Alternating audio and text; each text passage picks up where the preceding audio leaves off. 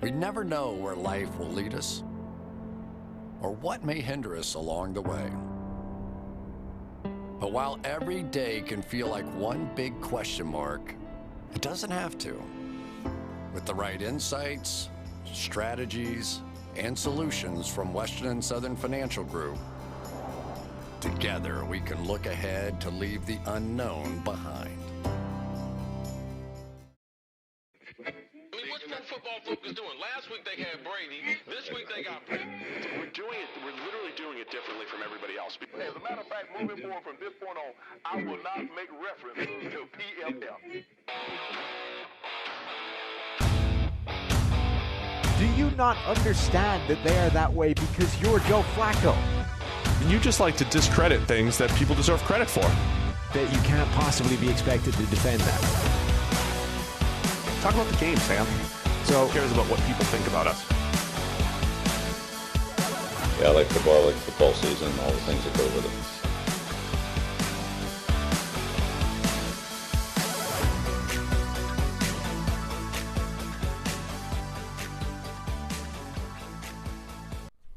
Welcome into the PFF NFL Podcast. Steve Palazzolo back here with Sam Monson. How you doing, man? You're back. I am. Our faces aren't, though. Yeah, what happened to our faces? Look, this is a work in progress as a studio. It's going to take some time to get up and running. Yeah, we're almost to the 1 year anniversary of having the studio. But How was vacation? it was great. We had a lot of fun. First real family excursion to In the bright blue yonder. to Captiva Ah. Island off Florida. It was really good. It was a lot of fun. All right. Kids loved it. Even though my oldest said his favorite part was riding up the elevator, made me feel like Yeah. maybe we shouldn't have gone all the way to Florida. Glad for the we drove elevator. 13 hours for this. Yeah, it was over like 26 hours in the car.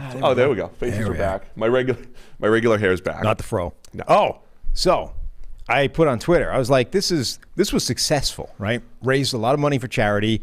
Got to see you sitting there with the most ridiculous haircut anybody's ever blessed humanity with. So you're like, that's win-win.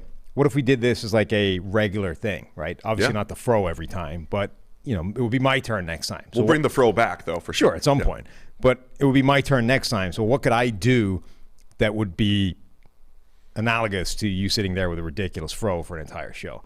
Put it on Twitter, and most people didn't seem to get the idea, Like, look, the whole point about the Like fro... you don't have like a fallback haircut that you could drop or anything. But also the whole point about the fro was that you could like unpick that, rock in, sit there looking ridiculous for a couple of hours, and then whatever you do with the mousse or whatever, and just it's gone, right? And no one would ever know. Now you're sitting here like with your regular haircut. No one knows that just a couple of weeks ago you had this crazy poof thing on the top of your head, right? Go check I it don't out. have like some of the suggestions being put out.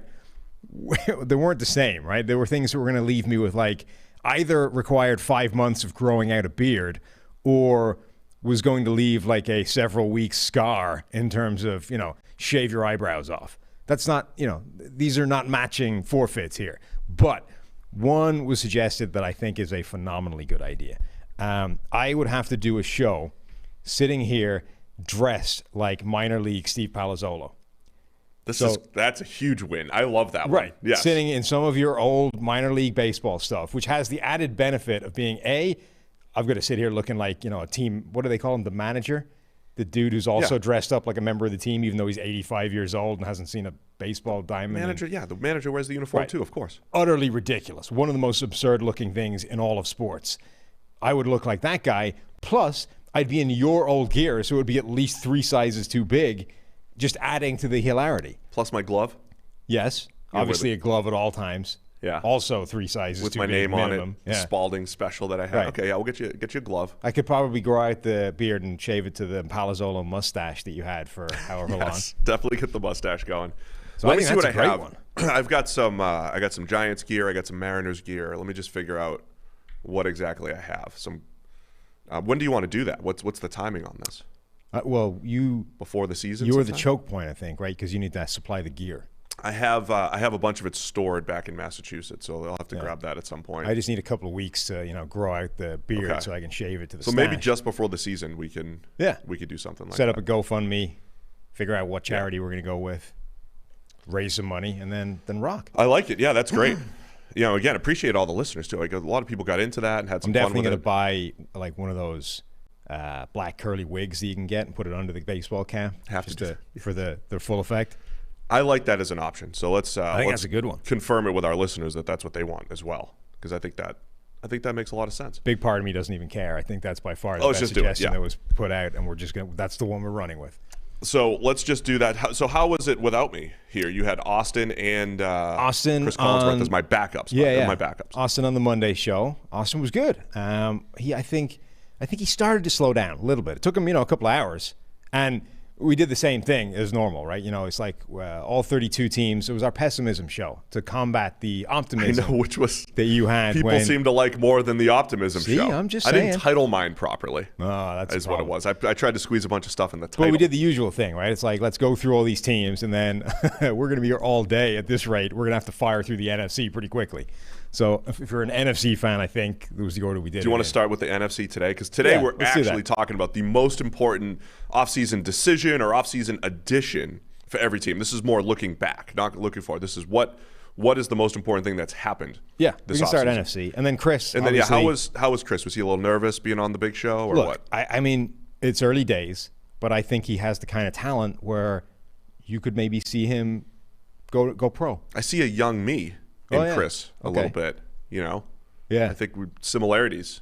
He had some good stories. Like, unlike your baseball stories, stuff that was actually interesting to listen to, Listen, Chris is a good storyteller because he has that special thing that good storytellers have where if you were there with him and you're hearing the story, there's many times you just do a little double take. You're like, that's not exactly how it went, but it definitely makes the story better. Yeah. That's called lying, but he does a really good job of him. No, it's embellishing. He makes stories. He's a good storyteller. He is. So good a storyteller that whatever he was saying at one point just absolutely drop-kicked the next point I had in my brain right out of my head, and I almost seized up Neil Hornsby style live on it did seize up. I just had to park it and move on to something else. It wasn't good. It was embarrassing. I'm not going to hide it. Wasn't loving it. Well, it was nice to have. We were worried. What was going to happen?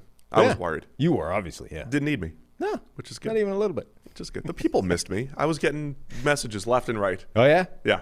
Bring back Steve. Tons of messages. Tons of them. Okay. All over the place. All right, let's get into this. Let's have some fun here. All 32 teams will go. Let's start with the NFC so we don't shortchange them again. We'll start with the NFC in the most important offseason edition. This could be anybody. This could be player, coach, draft pick, free agent signing, water boy, whatever it is. So we'll start with the NFC East. Dallas Cowboys, most important offseason edition now heading into 2021. So this feels a little cheaty, but it's Dak.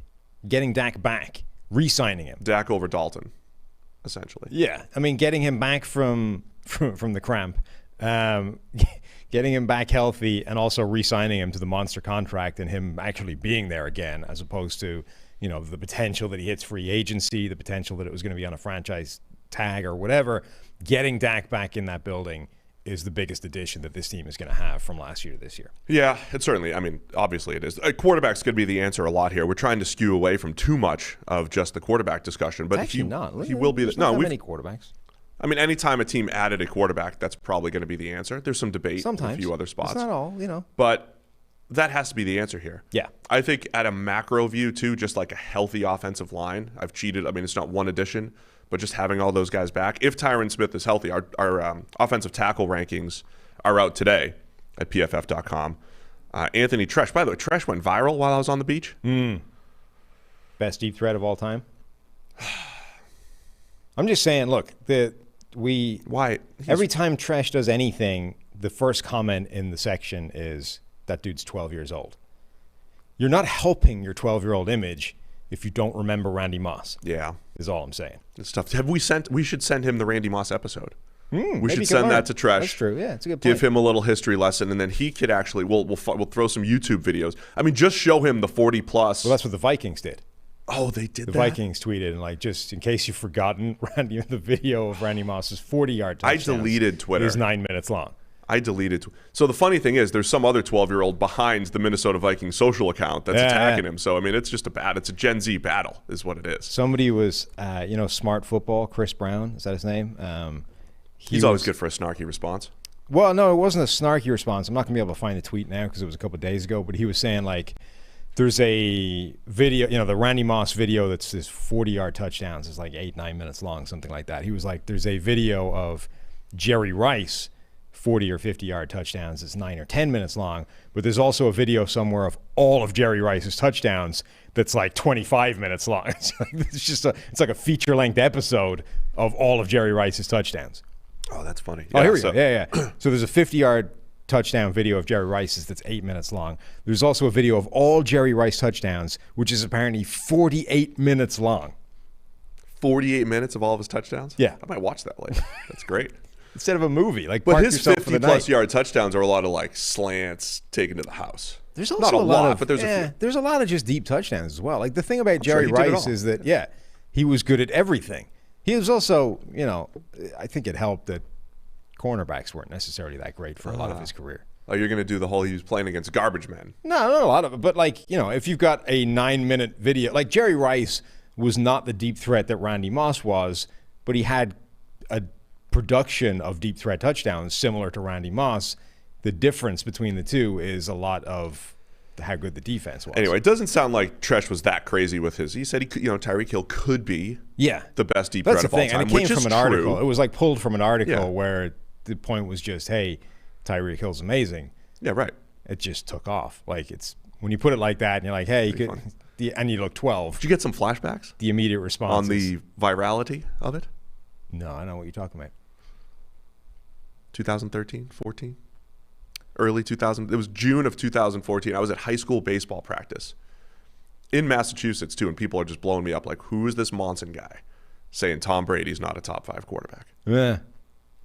You did try to back it up with some data. It was backed up with data. The wrong data. No, the data was right. He just changed how he was playing. It's like Aaron Rodgers, right? If you were saying 12 months ago Aaron Rodgers is in decline, you were correct. The fact that he then reversed that decline doesn't make you wrong. It just means he changed the course he was headed in. That's what Brady did just like 8 years ago at this point where I was busy writing him off. Anyway, so that happened while I was on the beach. So, yeah, Dak for Dallas.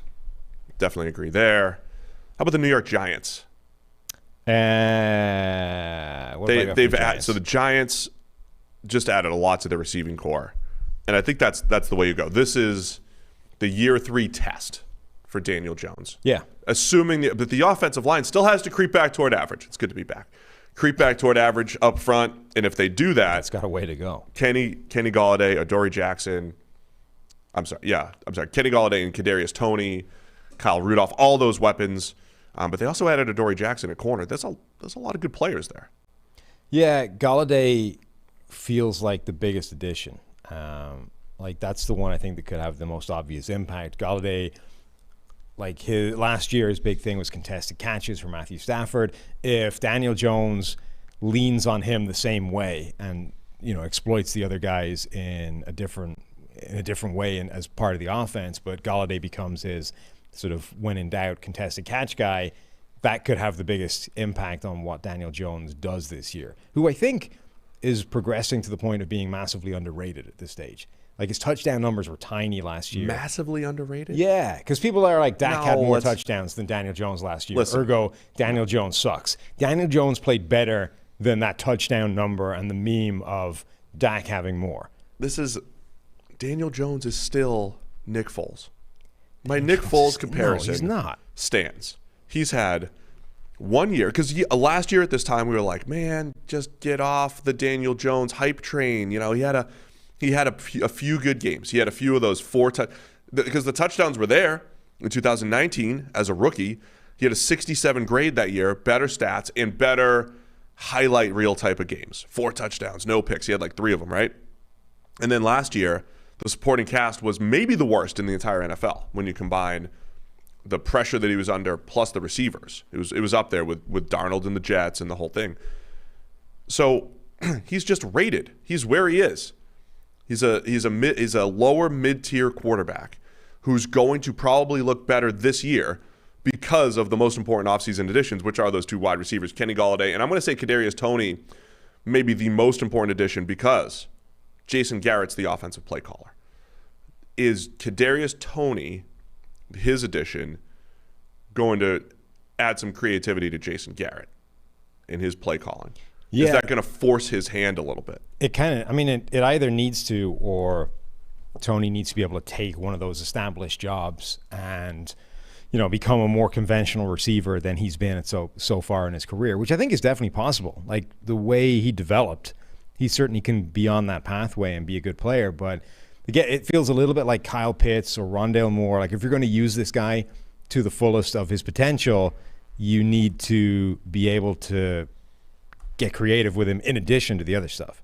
All right, let's go to the Philadelphia Eagles. Most important offseason addition. Where are you going with this one with the Eagles? I think it's probably Devontae Smith coming in. Like, the Eagles did need a big receiver somewhere. I think that receiving core is probably better than it looked because everything was a mess last year, and I think it's capable of more than it was shown. But I think Devontae Smith, if he's as good as he looked in college, could completely transform that. What about Nick Sirianni coming in as head coach? I mean, it's definitely a significant move. You could definitely argue that's the most important one because that guy is going to be running the franchise from this point, right? Comes over, replaces Doug Peterson, who did a great job overall, won them a Super Bowl, had everything moving in the right direction, and then cataclysmically fell out with Howie over Carson Wentz, and the whole thing unspiraled. Yeah, the Eagles looked like an up-and-coming franchise that came up and won a championship in 2017, and it's pretty much been all downhill since that point. So I think Sirianni, changing I don't want to say changing the culture, but just changing the trajectory. But that's more of a long-term play there. And obviously, I think as a player, I'm with you on Devontae Smith. Washington football team. I almost said their old name because it's been a while. I'm a little rusty here coming off the beach.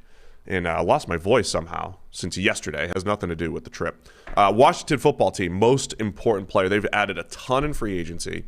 We liked their draft. We've liked a lot of what they've done. Who's the most important person in Washington? I think it's adding Fitz. I think just for this year. Yeah. Well, yeah, it has to be. But not necessarily just for this year. I mean, I was on a Washington podcast recently where I was like, look, they've done what we talked about. They look to be executing this 90s Minnesota Vikings strategy where we're just going to deal with quarterback one step at a time, right? We don't have any long-term vision for this position. We're going to maintain a good roster. We're going to try and be as competitive as humanly possible, and we are going to deal with quarterback as and when the time comes. For now, it's Ryan Fitzpatrick. Maybe next year, it's Taylor Heineke. Maybe it's neither of those guys. Maybe the year after that, it's Marcus Mariota or Jared Goff. It's going to be somebody like that, and we're just going to keep going until we stumble into an opportunity to go in a different direction, right? The Vikings for like a decade bumbled through with this collection of veteran quarterbacks until eventually they got put in a position where they could draft Dante Culpepper, and now we're good. Like that, I think, is how Washington are going to deal with this. And I think it's not a bad idea. So Fitz, I agree on Fitz. Part of it's by default too, right? They were good enough. Their roster didn't seem good last year. Some guys improved. Ron Rivera tied it all together. They were a much better team. I don't want to have complete revisionist history here like Washington was some sort of powerhouse last year. They were a one-sided defensive team. That was what it was. They won the division despite their quarterback play. So that is But remember how much better they got just from going from like absolute disaster at quarterback play to not good, but all right. Like Alex Smith came in, was 5-1 as a starter, despite not even playing very well, but he played viably, right? Which is a huge jump. Ryan Fitzpatrick should play significantly better than Alex Smith did last year, and they've added players around him. That should be a podcast in and of itself. We're kind of anti-QB wins as a company, though I've come around to the point through the years that I think wins aren't that much worse than other second-tier stats over time. So Alex Smith being 5-1 as a starter, really interesting because, he didn't play all that great. But he's got a history of doing that. Like, he's had seasons where he's gone 13. The games that he started. The game teams manager have gone 13-3, style. 11-4, 11-5, 11-4. He was 99-67 in his career. The game manager style of quarterback, I think, probably gives you a very high floor, right? We always talk about which moves the needle, but it caps you. Like, you can only be so good if your quarterback is game manager only, and most teams don't like that because eventually you're going to come up against a better team, and you can't beat that team unless your quarterback has the best game of his career, and timing that for your best opposition at the right time is really hard. So Alex Smith playing at that level, he's like the perfect – I mean, it's almost like, we joked before about Thomas Jones was an offensive line calibration tool because that guy would get you exactly what was blocked and nothing more. Alex Smith is almost like, an offense calibration tool. He comes in, runs his offense, does the, game manager style. He'll get you exactly what the offense is designed and capable to do, but he's not going to do anything more because he doesn't put the ball in the air, doesn't put the ball down the field. But if your offense was a mess because your starter was just a disaster, Smith can come in and show you what it actually is, and then you can figure out where you need to go to find a better quarterback than that. I mean, I think the A/B analysis of Alex Smith versus Patrick Mahomes in 17 to 18 too was telling, right? Again, I'm never trying to take anything away from Patrick Mahomes, but that same offense led Alex Smith to the highest passer rating in the NFL, and Tyreek Hill was still the best deep threat in the NFL with Alex Smith at quarterback, which that might be the argument that Tresh should have leaned on. Right? I don't even know. I was on the beach, Sam. I don't know how the discussion went throughout the week. But Alex Smith, how do you describe him? Pathologically conservative. Mm-hmm. That would be the argument for Tyreek Hill as the best deep threat of all time, was that he made Alex Smith, the guy who never threw the ball down the field, led the league in deep passing yards one season. And Tyreek Hill was the catalyst for that. Yeah. That would be the argument for at Vikings. There you go. Also, look at me backing up Tresh. Also Andy Reid. Yeah, but Andy Reid was there when 13, 14, 15, and 16 with Alex Smith. Tyreek Hill becoming an actual receiver in 2017, go from gimmick player to actual receiver, turned Alex Smith, plus Patrick Mahomes being in the QB room, being like, hey, Alex, take a few chances. Take a few chances. I mean, I'm on your heels. Yeah, you can make the same argument, though, with Moss, in that Moss was getting deep production out of Brad Johnson. True. So Brad Johnson turns into a downfield bomb. However, we talk before the draft, we always talk about receiver, quarterback combinations, who would be great to throw to. If you were putting Randy Moss with quarterbacks early in his career, Brad Johnson would not be one of them, but he made him look good. However, Randall Cunningham, Jeff George. Now, George wasn't good. You wouldn't say, man, I need to see Jeff George and Randy Moss. But you would say, if we're ever going to get that career year out of Jeff George, it'd be Randy Moss. Certainly Randall Cunningham with him throwing the ball down the field. And then Dante Culpepper, who they drafted, was a fantastic deep ball thrower. And then Tom Brady. Now, in the middle was Andrew Walter, who was terrible with the Raiders. And wasn't Kerry Collins there? Kerry Collins and Andrew Walter, I believe, were the two starters there. Randall Cunningham and Dante Culpepper were perfect matches for Randy Moss for different reasons, but just as and Tyreek Hill has had the benefit of Patrick Mahomes. Yeah, for most of the time. But we're going to keep going back to that discussion. So Washington, Ryan Fitzpatrick. Let's go NFC South now. Atlanta Falcons. Arthur Smith's the new head coach, but with Julio Jones now on the trading block, you have a whole article on where Julio could go. Is it Kyle Pitts? I think it is. You could definitely make the argument that it's Arthur Smith. Like, he's the guy that has to make this work, but Kyle Pitts is the unicorn. Like, anytime you can actually snare a unicorn, that's the biggest addition you can make, as opposed to the guy that needs to work out how to use the unicorn. Look, Kyle Pitts, we talked about this before. There haven't been Kyle Pittses before. You know, we went through the idea that Vernon Davis was the last. I don't think Vernon Davis matches. I don't think Vernon Davis reaches that level, and he's as close as it's ever been before. So, you know, people maybe spoke about Kellen Winslow II back in the day as a similar type of player, but I genuinely don't think the league has seen a Kyle Pitts enter the NFL before in terms of a player who could be a legit number one top-tier wide receiver if that's all he did, or be a legit top-tier tight end inline guy if that's all he did. Pitts can do both of them, or be in the slot, or anything else you want him to do on offense. Now you just need to figure out what to do with that. Travis Kelce was injured, only played one game in 2013, his rookie season. But in 2014, his first full season, played in all 16 games, caught 67 for 862. That's almost 13 per catch, 5 touchdowns. That's really what – I'll look up Gronk, too. Gronk was similar. with more touchdowns. Right. Do you expect Pitts to have a bigger impact than first full season of Kelsey, rookie Gronk? Do you expect that from Pitts? Because maybe with some of the target share of Julio on the trading block here, maybe you get some of that. But I don't know. I don't know if the expectations for Pitts can even be that much higher, even as a player that you don't even say is a tight. He's not a tight end. He's Kyle Pitts. He does all this other stuff. Yeah, I mean, on the other hand, Darren Waller's first real season of being a tight end and actually playing generated 1,146 yards, albeit only 3 touchdowns. But it is a different NFL still, even to the Travis Kelce rookie year and the Gronk rookie year. It's continued to develop and get ever more pass happy and ever more advances in offense. Last year was record-setting in terms of offense across the board. There's never been a better time to hit the ground running in the NFL if you are a pass catcher of some talent. I think the Gronk, Travis Kelce numbers are where he should be aiming in terms of a floor. And then let's see how special we can make this. The answer I would give here, most important player, is Dean Pease, defensive coordinator for the Falcons. Because they haven't done a ton to make the defense better this offseason. They haven't had a lot of free agent additions. Draft-wise, they get Richie Grant at safety in the second round. So we're talking about it's a completely different system, too. You're going from Dan Quinn and the classic Seahawks cover 3 to Dean Pease, who comes from the Baltimore Ravens Patriots tree, but he really was good as part of the Ravens tree, which is, scheme up pressure, did it a little bit with the Titans.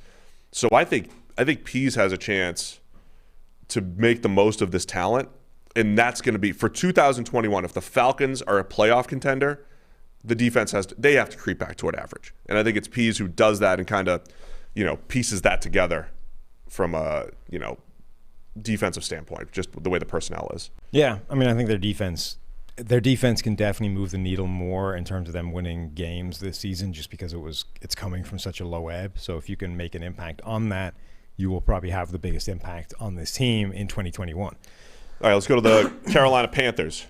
Most important offseason additions. It's like any of the offensive line additions, and I don't think, not in a good way. I don't know what they're doing on the offensive line, and all the players that they're assembling are bad. They brought back Taylor Mouton, who's a very good tackle, but the other 4 guys in that line, this is not good. And it's concerning because they've targeted those guys. These are not players that have sort of fallen into their lap when they failed to get other players, and it's like, oh crap, look who we're left with. These are players that they've gone and prioritized and signed within half an hour free agency opening, and then targeted in the draft or whatever. What are we building here? I think if Brady Christensen, their 3rd round left tackle out of BYU, who's probably Cam Irving's age, but is he a better player than Cam Irving, a better option than Cam Irving at left tackle? As great as Brady Christensen was in college, 95.9 PFF grade last year, is he going to step right in and be the left tackle? I think that's a huge question. And if he answers that question successfully, that changes the calculus on that a little bit. At least get you those good bookend tackles, because they've had decent tackles there in the past. You know where their offensive line coach came from? Where? The Los Angeles Chargers during the last 2 years. Huh. Yeah. And the Chargers are just not good, Bob. have not been great. So I noticed you didn't say Sam Darnold. I didn't, because I think honestly, is that a lateral move from Teddy Bridgewater to Sam Darnold? Yeah, probably. But the issue with Darnold is that with the offensive line looking as rough as it does on paper, he's going to get jetsed again. It's the best environment he's been in terms of receiving weapons, in terms of an offensive scheme, something that should actually elevate him. But that offensive line is bad enough that none of that might matter. Yeah, I mean, Joe Brady, they run a lot of empty, which technically, so it feels like that puts more pressure on the offensive line, but it also allows you to get rid of the ball quicker, and it maybe takes a little bit off their plate, but it involves that quick release, quick decision maker. That's why Joe Burrow was so good under Joe Brady at LSU, running that system, even though Burrow was under pressure a lot at LSU. So Sam Darnold might have to play well under pressure unless those offensive line additions are better than we think. How about the Saints? It's got to be Jameis, right? He was already there. He's not an addition. Yeah, but he's a free agent. I mean, Dak was already there too. If you cheated, I could cheat. Well, I cheated with Dak because that is this, and he was injured. Like Jameis was a free agent. Jameis was sitting there the whole time. Jameis was a free agent. All he's done has been brought back to maybe compete to start with Taysom Hill. All right. So I wrote in Jameis. Let me cheat a little bit and go back to our. It's not even cheating. Let me go back to our draft analysis. I think Paulson Adebo, their 3rd round cornerback, is the most important player on the Saints. Wow. I mean, the most important offseason addition. Just because at cornerback, they need to maintain a certain level of play in that secondary, which has been really good. If the Saints are going to have a shot, it's going to be different, where through the years they've had elite quarterback play and they've built up this roster around Drew Brees. And when that all came together, it's like, hey, you're a Super Bowl contender. Now, they have a top 5 roster, we'd say, in the NFL still. They're up there, right? Yeah. I think we ranked them before the draft, but they're still up there. O-line solid, playmakers are okay, defensive line is one of the league's best, and the secondary still one of the league's best. But we know you can't have weak links in the secondary. So Marshawn Lattimore, Chauncey Gardner-Johnson, Patrick Robinson, they're all back there. But Lattimore's the only real outside corner. Adebo, if he could step in, replace Janoris Jenkins at outside corner. Then you have Marcus Williams and Malcolm Jenkins back at safety to keep that secondary intact. Paulson Adebo, I think, might be the most important player. That's a good one. That's way left field, but I don't think it's wrong. Like this team, actually needs a player like that to stand up and be counted for that unit not to fall off. All right, let's go to the Tampa Bay Bucs. They brought everybody back. So how do you even everybody's back? Right. This is tough because they also drafted in a way where you're like, I don't know how many of those guys are going to see any kind of year one impact. Their first rounder, Joe Tryon, is a project player who's not necessarily going to make any kind of impact year one, though could at least see snaps. Second rounder was Kyle Trask, who shouldn't see the field at all year one unless it's mop-up duty. Third rounder, Robert Hainsey, is a utility lineman, depth, a sort of contingency in case the offensive line breaks. Like the guy that might actually see the most playing time in their entire draft is their 4th rounder, Jalen Darden, who's taking over the 5th wide receiver role, essentially, in that offense. So the draft isn't going to make much of an impact. The free agency period was just bringing everybody back. Ergo, you have to go back like a year to say that the most important addition this team has made is just like whatever pixie dust Tom Brady brings with him to guarantee that everyone wants to stay there and win a Super Bowl ring. The thing that New England used to have for years, which is, I'm a free agent now. I could go to a bunch of different places. I want that ring. We could chase the money, or we go play with Tom Brady because that's where I get a championship. New England had that for 20 years. Now Tampa Bay has it, and everybody came back because of it. So Tom Brady coming back. Yeah. All right. Simple enough. I mean, you got a better idea. Like, there's nothing else. What did they do? The only real additions that they have you mentioned Jalen Darden. He could steal some slot snaps because he's a different style receiver than what they have, and he's going to be part of the return game. Yeah. Even listening to their press conferences, too, they're just like, yeah, we know. They were like, Joe Tryon, he's not going to start. Right. Like Kyle Trask is obviously not going to start. Darden's got a chance to help with special. Like, they were trying to help their special teams. They were excited about their special teams additions. And that's what they've done. So I'll buy the Brady residual effect. By the way, cool new partnership here at PFF. It's SimBull, SimBull, the stock market for sports that allows you to trade sports teams like stocks, which we're geniuses at, Sam, you and I. Trade them like stocks, earn cash payouts when your teams win. SimBull has blended sports and the stock market to offer you a new way to invest and profit off your favorite teams. MLB is in full swing. You know that, Sam. For the rest of the summer, allowing you to earn daily cash payouts, and NFL free agency is still going on. So whoever lands top of the market player will be sure to see their team's stock rise. There are still players out there that can affect the numbers. So use the promo code PFF to deposit $10 at SimBull.app/PFF. SimBull.app/PFF to earn a free PFF annual subscription. We're giving away another annual subscription, huh? That's promo code PFF with a $10 deposit. That's it. At SimBull.app/PFF to earn a free annual subscription. All right, let's move on to the NFC North. Chicago Bears. It's got to be Andy Dalton. What? Poor Red Rifle. Week 1 starter? Why you got to hate on? Here's what's going to happen. Here's what's going to happen. Here's what's going to happen. Andy Dalton wins the job. Justin Fields, he's not ready. Andy Dalton goes 1-2 as the starter. Week 4, Justin Fields starts. They go on a little bit of a run. The Bears finish 8-8, 9-7, miss the playoffs.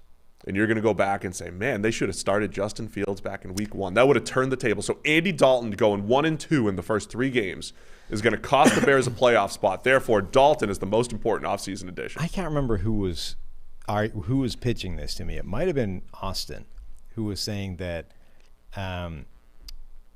they're not going to start Justin Fields all year because everybody in that building is trying to save their jobs, right? Ryan Pace, Matt Nagy, the whole thing is about we got to keep going, right? We got to somehow save our jobs. We need the big quarterback splash this offseason. You thought it was Andy Dalton. It's like, oh no, this is bad. Finally, you get Justin Fields. Yes, nailed it. But if you start Justin Fields and you're not good as a result, everybody's fired, right?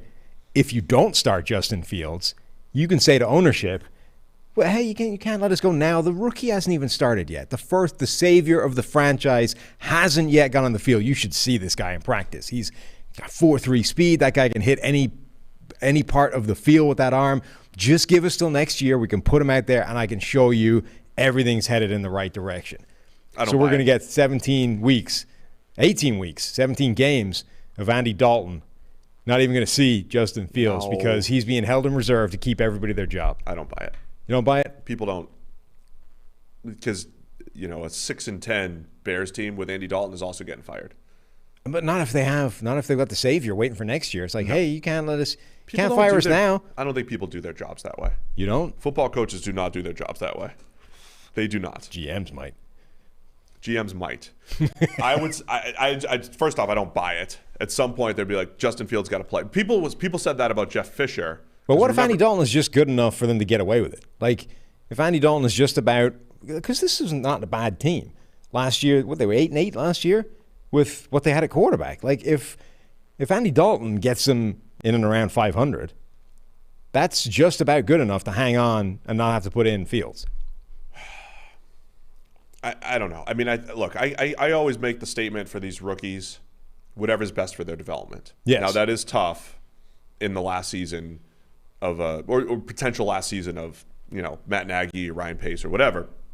But you have to do that. And you have to have the charge from up top. We got to do what's best for Justin Fields and his future. And then, therefore, the future of the Bears. I do think there's a history of a lot of quarterbacks sitting and the whole deal. I don't think Fields needs to sit for the season, but I could see a scenario where he doesn't start. Again, Baker Mayfield, the number 1 overall pick, Baker Mayfield didn't start right away. Tyrod Taylor did, right? I mean, I could see Fields not starting right away, but for 3 or 4 games. But Fields is obviously the most important offseason addition. That scenario that you played out is what people thought about Jeff Fisher with Jared Goff back in 2016. Remember, Jeff Fisher was Jared Goff's first coach. Right, but a huge amount of the rookie having to start is always because of the guy in front of him is terrible, right? Like if Tyrod Taylor had played the way he did in Buffalo, in Cleveland, Baker Mayfield would have lasted a lot longer on the bench than he did. It was like, oh my God, how bad is this guy? And like 2 weeks in, we had to pull Tyrod Taylor, throw in Baker. See, because Taylor just played himself to the bench. And my feeling is that should never happen. But it always does. That should never dictate what happens. Chad Henne, right, was the guy that caused Blake Bortles to be thrown in after like 4 weeks. Yes. Like that's what happens, right? Dalton, now he's also bad enough that it could go the same way, but Dalton is good enough that he could give you the real estate to make that kind of thing happen, right? To keep the rookie on the bench for as long as you need to keep him on the bench. I think the plan needs to be for the rookie quarterback, right? And it's got to be, and I said the same thing about Goff back, 5-6 years ago now. And all of these rookie quarterbacks, when they're ready, they play. And whatever your philosophy is, if you truly believe sitting the quarterback for a year is best for his development, you do it. If you think it's wait a little bit, if you think it's start him right away, you just do it. So that's when Justin Fields is going to play. Okay. When he's ready to go. I agree. But he's obviously the most important. Yeah, clearly the most important addition for them. I mean, he is the franchise quarterback that they've never had, potentially. Detroit Lions. It is Dan Campbell, right? It's It's the culture changing. It's what he is. Is he going to be a good thing for this team going forward? Now, they're coming from a pretty low ebb. Clearly, Matt Patricia was not what this team needed. Can Dan Campbell be that guy? And I'm kind of torn on what he is right now. Like, he's leaning into this persona in terms of like meathead old school football guy. You know, goes on. Yeah, starts talking about wanting a pet lion, all this kind of stuff. Like he's leaning into that thing.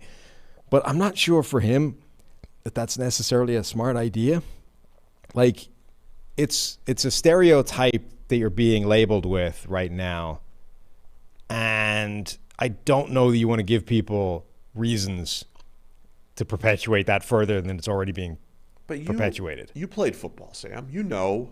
Second team All AFL. Yeah. You were a star. Yeah. You knew it took a certain amount of toughness, mental toughness, resiliency. I mean, those are things that there's not a PFF data point for that, but we know that occurs, right? I mean, like the way you would measure that would say be Tom Brady, right? Like in 2013, when people in the media were writing him off, what? I'm just people in the media. Other people were writing Tom Brady off. You would just say, well, his grades went down, and then his grades went back up again. He bounced back, right? That would be our way of quantifying mental toughness and all that stuff. So it exists. It's a real thing. It's important. Is that all Dan Campbell's trying to do? Like, football's a tough game. You have to, you got to be good 17 times, not just once or twice, right? 17 weeks, 17 games schedule now, 18 weeks of action, right? So you still have to. We always poo-poo this mental toughness and ankle biting and kneecap biting, whatever it is. But there's an element of football where that's true. It's not that any of that stuff is a bad idea or that you don't want it. It's that if that's the only thing that people think you have, as soon as there starts to be like failings elsewhere, it's, well, look, all this guy's a dinosaur. Like, look what he's bringing to the table. It's kneecap biting and pet lions, and it's not football. It's not like 21st century, 2021 cutting edge stuff. Like, you know, every press conference for a defensive coach is the same thing, right? It's like, we're going to be multiple up front. We're going to be aggressive. We're going to be we dictate tough. The action. Right. It's exactly the same. Everybody says the same thing. But like, if you don't actually display anything, you don't, none of it matters. So if you're Dan Campbell and all you're doing is leaning into this stereotype of old school meathead football, and you don't display like a significant growth of everything else from where this team has been, you're going to get very quickly pigeonholed as this like archaic coach that can't function at this level. Sure. Whereas if he at least, you know, if he wasn't playing into the stereotype and at least sort of tried to demonstrate, you know, hey, Zach, let's be serious for a minute and sort of talk about some other stuff, which he has kind of done, but always like buried underneath the comedy. I don't know. It just doesn't feel necessarily like, when people already think that of you, you know, if somebody already thinks of you a certain way, if you start leaning into that joke, it just reaffirms their priors, right? Whereas if you actually fought it a little bit, and we're like, hey, look, I know everyone thinks I'm just this dumb jock, but this is some stuff we want to do, I think you would change some minds before you even show the evidence and at least open up the opportunity for people to give you the benefit of the doubt. You seem to blame Dan Campbell a lot. I blame Chris Spielman more or as much, because he's in there in this decision-making process too. And, you know, Holmes comes in as GM and all that stuff. But you've heard like Spielman as... Spielman, I think, is that type of player. Or no, person. I know that. And that's... Whereas Campbell might not be, but he's just leaning into the stereotype. I'm more worried about Spielman's influence because I've heard him, you know, from an announcing standpoint, talk about the run game and toughness and all that stuff probably too much and overrating. But I don't even know if Dan Campbell thinks that, but everybody thinks he does right now. Yeah. No, I mean, look, Dan Campbell's the most important guy, I think, but I'm looking forward to seeing it play out, and I'm going to let it play out. If it's a lot of, you know, run, pass and archaic actual on-field stuff, then, you know, then it's a concern. If it's a little bit more forward-looking, then there'll be some optimism in Detroit with all their future draft picks. How about the Green Bay Packers? I think it's Eric Stokes, their first-round rookie, right? The cornerback out of Georgia. Yeah. So the Saints and the Packers, I think, are in a similar boat, where the second cornerback spot for the Packers was a train wreck last year. For the Saints, they just lost a player, and replacing that spot or making that spot good is crucial. And when you look at the rest of that secondary for Green Bay, like the PFF account today, I think, threw out a graphic. It's like which team has the best secondary in the NFL. And the Packers are on that list with Kevin King as their starter, right? Yeah, right. And it's like if they just replace Kevin King with a halfway viable player, like that's a really, really good secondary. But if they don't, it's like an Achilles heel that just takes down the entire thing. Yeah, I agree. I think that's simple. We're going to spend more times on some teams than others.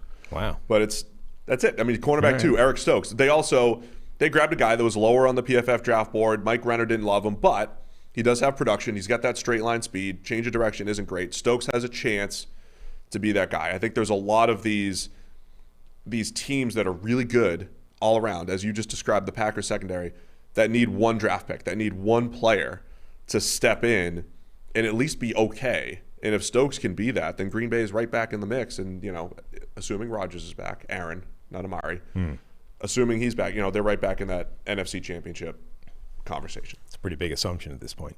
Huge assumption at this point. But the most important addition right now is Eric Stokes. Maybe it's going to be Aaron Rodgers, mental state being back. Adding that back to Green Bay because he's stretching out. It now, yeah. He's out right now. All right, Minnesota Vikings. Got to be Darisaw. Yes. Yeah, it is. Christian Darisaw, first round left tackle. Yeah, and a guy that, pre-draft, this would have been like an absolute dream scenario for the Vikings. Just to get him where they were drafting originally. To trade back and get him is like Christmas come at once. What's interesting is all the information that starts to seep out about throughout the league after the draft about where various teams had X, Y, and Z. And it does sound like the NFL was a little bit lower on Darisaw, including the Vikings, than maybe the draft community. I don't know what you term, like the whole, just the general perception, the consensus board, whatever you want to talk about. It does seem like the NFL loves Darisaw a little bit less than that, which is why Minnesota wasn't, doing cartwheels when he fell to them in their original spot and instead traded down. But ultimately, this is a left tackle who comes in and plugs a massive area of need on an offensive line that needs, huge remedial work.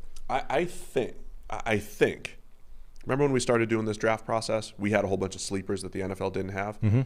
I think Darisaw is one of those guys where PFF grades and our rankings influenced the community more than it influenced maybe NFL team boards. Darisaw feels like the guy that would have been maybe in that lower tier of tackles 5 or 6 years ago, but because of his grades and we put him third, other people put him up there as well, or that helped push him up board. So maybe when we were expecting him to go top 10 to 15, the NFL was always going to, for this particular player, be a little bit lower on him. I wonder if that was just part of the point with Darisaw. Again, from like a press conference standpoint, listen to the Vikings a little bit, and Zimmer wants size. I think he feels like Garrett Bradbury, the quintessential undersized zone blocking center.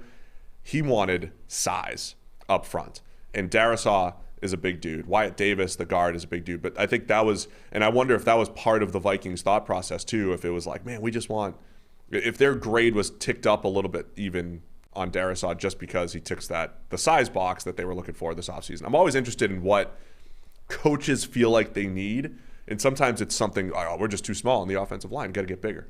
And that seems to fit at least what they wanted. It would also be very Vikings to sort of look at the failings of Garrett Bradbury and come to the conclusion that we need bigger guys. Just too small. We just get a bigger dude up there. So that's how we fix it. Like Willie Beavers has plenty of size. He's just not good at blocking. There's a lot of very big players that are very good. Yeah. Yeah, but it's just fascinating to me, man. Always fascinating. NFC West, Arizona Cardinals. They have a lot of potential additions here. Rodney Hudson at center. J.J. Watt comes in. Your guy, Rondale Moore. Who is the most important addition for the Cardinals? I think you can make a case that it's Rodney Hudson. Rodney Hudson is the best pass-blocking center in the NFL still, and has been the best pass-blocking center in the NFL for the entirety of his NFL career, effectively. That dude does not allow pressure and doesn't give up ground. Like, in addition to just not allowing pressure, he's also not giving up too much room when he's blocking a guy, right? So he's not being walked way back into the quarterback, even if it never becomes pressure. He is eliminating that area as a consideration for pressure, which for a quarterback like Kyler Murray, is probably pretty important. Like Kyler Murray, very short, obviously. What is he, 5'10"? Was that where we settled on for Kyler Murray? 5'9"? Isn't he 5'9"? I thought he was 5'10". Anyway, very short, certainly by standards of NFL quarterbacks. He's small for an outfielder. When you look at the guys they have to see over, it's a factor, right? If you pull up Kyler Murray's interception chart, like where they all came, all but 2 of them came over the middle between the numbers, right? Basically the area where you've got to see over things or see through things or see into throwing lanes. Kyler Murray can't to the same degree the guy who's 6'5" does. Now, it doesn't prevent him playing the position. It doesn't mean he can't be very good, but it's a factor, and not to think about that factor is crazy. So that factor becomes a bigger problem if you've got a center who's being walked back into your lap in addition to being short to begin with, right? If I'm 5'10", and I have a 6'5" guy being slowly walked back into my field of vision, what the hell am I supposed to see over the middle? I can't go anywhere. So having a Rodney Hudson come in and being able to just draw a line in the sand and say, all right, that pressure, the wall that you can't see over, is at least not going to be coming back towards you at a rate of knots the way it was in previous years. I think that could have a huge impact that might not necessarily show up anywhere other than, maybe some of those interceptions over the middle don't happen as much. But it would be very hard to see. It's a convincing argument. Well said. I think anything that gets Kyler Murray to throw the ball more efficiently over the middle of the field or just the intermediate level is huge. So that would have either been, like I thought that T.Y. Hilton would have been a great fit for them in free agency because he 10 to 19 yard range, the range where Kyler doesn't attack a ton, maybe the air raid system doesn't attack a ton, but you need that in today's NFL. So Hudson helps that a little bit because of what you described. I'm still going to lean J.J. Watt here because he remains one of the best pass rushers in the NFL. You have that. You lose Hassan Reddick. Chandler Jones is coming back. In the way Arizona's moved people around, I think Watt becomes the most important addition. The other thing I'll say, yes, Hudson does all those things that you said, but Arizona's pass protection has been pretty solid with the air raid. I mean, there's a certain level of protection that the system brings, and they've done a really good job of creating running lanes too. So the offensive line, from a system standpoint, it's been one of the more offensive line friendly systems, I would say, even though they've got wide splits. There was a point where it looked like the Niners and their awesome 4-man rush was going to crush those wide splits, and but they figured it out as far as at least somewhat protecting Kyler Murray. But I like the Hudson explanation. Okay. Los Angeles Rams, of course, is Matthew Stafford. Can't wait. They're the team I want to see the most. I just want to see Stafford. I want to see McVay with another quarterback. I want to see Stafford with yet another play caller. Is this the year? He's better than Jay Cutler. He's definitely better than Jay Cutler. Mm-hmm. But Jay Cutler was the guy that every year it's like, we're bringing in Mike Martz. We're bringing in, who's the guy who came from the CFL? I was just talking to him a few weeks ago. Trestman. The QB whisperer, yeah. Yeah. Mark Trestman's the QB. All of these guys were going to solve Cutler. Ryan Gase was going to solve Cutler. All these guys, right? Stafford is better than Cutler.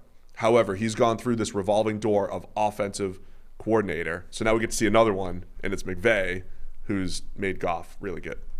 I think that's a good one. Anytime you add a quarterback. I also think Raheem Morris could be up there in terms of most important additions. They lose Brandon Staley, who was the best, who orchestrated the best defense in the NFL last year, is clearly running the system that right now is where the NFL defense cutting edge is, right? Brandon Staley's defense, Vic Fangio, that style of defense has taken over as like the most impactful way of playing right now. You're bringing in Raheem Morris. What kind of drop-off are we going to see? There's almost certainly going to be some kind of regression. Is it a big enough one where now you have a problem to overcome? Not in terms of the defense being a problem, but in terms of your offense has to, A, get better than where it was a year ago, and B, get better even more to offset what you're losing on the defensive side. That, I mean, that has the potential to like completely change the outlook for this Rams team. Yeah, you're absolutely right on that too. So that's like the Rams, they'll be one of the teams to watch because of there's macro changes on both sides of the ball. Seattle Seahawks haven't made a ton of additions. Is it Gabe Jackson coming in just to make Russell Wilson happy? Is it Dwayne Eskridge coming in as their top draft pick? Because, he adds a different element to the scheme. I do think genuinely that the Gabe Jackson move is serious and resonates because of that. Like, it's a very public display of hey, Russ, we heard you on the grounds that it was on the Dan Patrick show and then went viral. We heard, we're listening, and here's a very public indication that we're treating it seriously this time. Here's Gabe Jackson. We traded for him, and we've extended his contract. It's unbelievable. You think that the Seahawks flipping a 5th-round pick and then extending for a declining offensive lineman and then extending him is the olive branch that is going to keep Russell Wilson in Seattle Absolutely. forever. Absolutely it is. It's Russell Wilson making his displeasure public and then Seattle making their adjustment public. See, I think it's – I'm going to go the coordinator route again. I think it's Shane Waldron. I think bringing Waldron in from the Rams, maybe that maybe Zach Robinson's going to be the savior of some team coming from the Rams in a couple of years. But Waldron coming in, Wilson's entire career has been Pete Carroll wants to run the ball. We're going to run play action, but we're going to run vertically off of play action. Deep over routes, but we're trying to stretch the field vertically. The Rams system stretches the field horizontally better, better than what Seattle's done. So I think if Waldron brings those concepts combined with what I've said about Eskridge being really fast, but a shiftier type of receiver than maybe a Tyler Lockett, certainly than a DK Metcalf, I think that whole concept, Gerald Everett coming in at tight end, I think all of that together, but it's Waldron who's going to be the glue there. Your point is definitely more like 3 steps down the road. Hey, Gabe Jackson's here. We're here to help you, Russ. But my point is simply that if you don't do that, if you just say, Russ being like Russ whinging live on Dan Patrick, forget about it. We don't need it. This is a weird landscape right now where quarterbacks have started to realize they hold an awful lot of leverage. And if you piss one off, it's not good. Like, this is not the day where you could just go, we pay your salary, deal with it. Now, on the podcast last week, Chris was like, that's exactly what I would do. I would make the point that, hey, part of your salary is invested in the idea that I don't need to surround you with great offensive tackles, a great offensive lineman, because you're able to get by without it. And if you say, all right, I need help up front, that's fine, but we're going to have to take some of that money and invest it here. Otherwise, that can't function. So the Seattle should basically just say, look, suck it up. This is why you're paid what you're paid, because I don't need those guys. I don't need to surround you with a great offensive line the way I would if I was paying a different quarterback. So that's the bargain we're settling for here. I would just say that, look, this is a weird world right now where quarterbacks are taking leverage in a way that's different to the way I thought it was going to go 5-6 years ago, where instead of saying, I have all the leverage, pay me all the money and all the guaranteed deal and all this kind of stuff, they're now saying that I have the leverage, so start listening to what I want in terms of what this whole thing needs to look like, whether it's an influence in personnel decisions, whether it's an influence in how we play the game. And this is not new, by the way. It's just what's new is it's becoming public. Like, you hear stories about how Peyton Manning ran the Denver offense. And we knew that anyway at the time, right? Because it changed from what it was when he arrived. Until Kubiak came in. Yes. And he had to run Kubiak. But the details of how he run it are starting to come out as people talk years in advance. And Peyton Manning, like, they had a game plan that would be in place by Wednesday, and they'd all go through it as an offense, and they'd implement it. Manning demanded that the game plan be put together by Tuesday so that he could review it before anybody else and then, like, offer changes so that the Wednesday game plan would be the one that he okayed, right? So Adam Gase and all the guys that are hailed as the reason for Manning being so successful in Denver were effectively running the thing through Manning, who would then vet the thing, change it, adjust, and all these kind of stuff. So again, this is not new that quarterbacks want that kind of input. It's just that it's new that they're coming out to the media and saying this is how this world needs to be. So if you just ignore that and go, I pay that guy's wages, screw him, it's not going to go well. But there's a combination of that, though. I mean, there's an adult conversation that's like, you make up X amount but the of the salary reason cap. We need to pay a lot of players. But the reason that he's coming out in public is because whatever way they've back and forthed it before has not gone to his satisfaction. So I wonder how much, not to get down too many rabbit holes here, we're already way into the NFC. We're giving the NFC some love. How smart are quarterbacks as far as using data to enhance their game. So let me use the Brady example again. Back in 2013 and 14, if you looked at Brady's couple weaknesses, he wasn't throwing the deep ball that effectively since they lost Randy Moss. And when plays, longer developing plays, he was not good. If he got the ball out quick and had a guy open quickly, he was still, the best. Once either the first read wasn't there or whatever it might have been, extending plays and creating plays late in the down was not Brady's strength.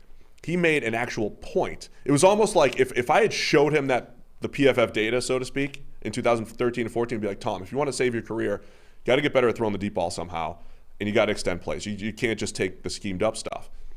But he actually made a point and did that. It was like the data was sitting there in front of him, and he said, these are my weaknesses. I'm going to make them better. And he made a point, and he said, hey, I'm not Russell Wilson. I'm not Aaron Rodgers, but I have to extend plays a little bit more. And he started doing it like once or twice per game, and that was part of what triggered the best stretch of play of his career from week 5 of 2014 all the way through, you could say today, minus the 2019 season. So he made himself better in that regard. His deep ball has gotten so much better.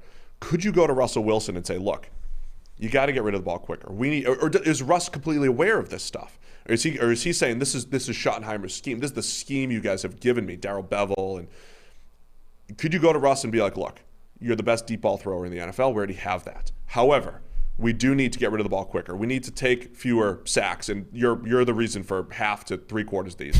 And because Russ, all these guys say they want to be the best quarterback of all time. Russ has said that. If that's the case, can he bridge that gap and say, I'm a great deep ball thrower, I'm a great scrambler, and off-schedule player. However, 3 to 5 times per game, I need to play on schedule better. This is the same thing we've said about Deshaun Watson. The missing piece of Deshaun Watson's game was this.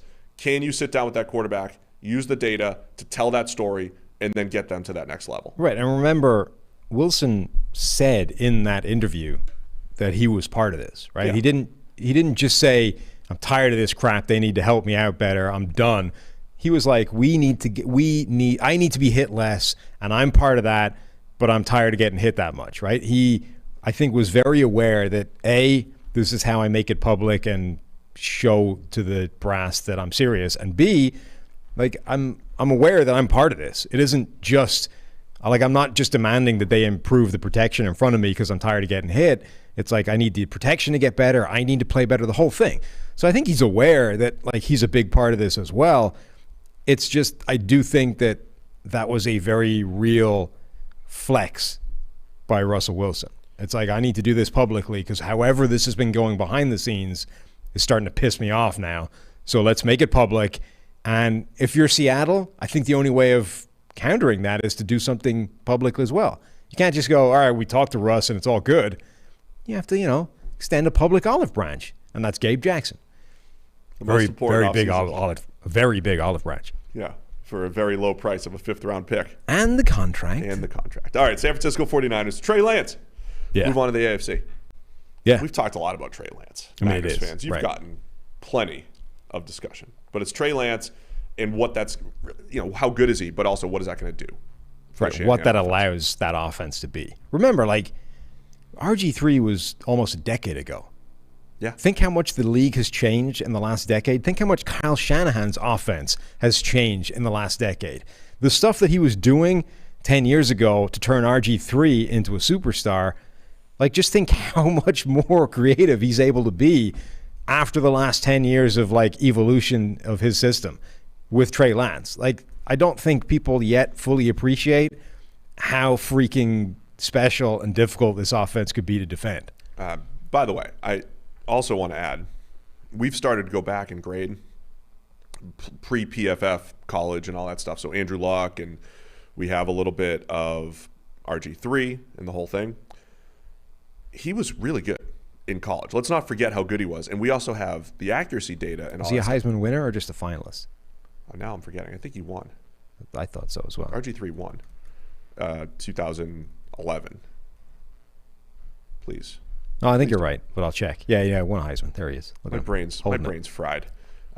Remembering data now. First Baylor Bear to win.